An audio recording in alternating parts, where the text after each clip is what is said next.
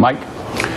David Ignatius, I'd like to ask you, in reference to your piece today, I was speaking with someone in the Pentagon a couple of days ago, fairly high up in the Pentagon, and they were talking about the meeting that the President had, the dinner meeting the President had a couple of weeks ago with former national security advisors. And this person said to me, it's been a long time since he had a group of officers, high-ranking officers from the Pentagon, to the White House for dinner to talk about our side of this engagement. He went on to say that one of the things that has happened, or not happened within the White House, is they have failed to recognize, in his view, that Iraq and Syria basically are gone as countries. They will not exist in our lifetime the way they once existed. So what about that?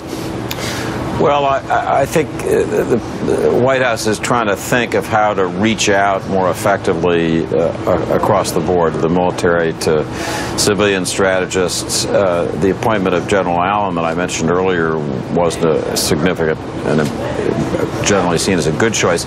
Another person who got less attention is the person chosen to do the training of Syrians and Iraqis, and that's Major General Magada, who's one of the most highly regarded Army Special Forces officers around.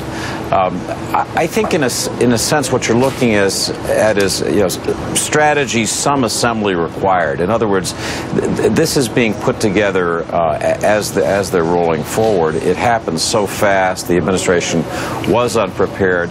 The initial war aims were protect Erbil, protect Baghdad, protect the Mosul Dam in the north. Those were accomplished.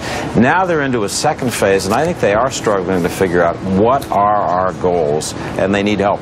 All right. Thank you so much, David Ignatius. David Ignatius. We greatly appreciate it. Make sure at home that you actually read David's column in the Washington Post or online at thewashingtonpost.com. It's an important column.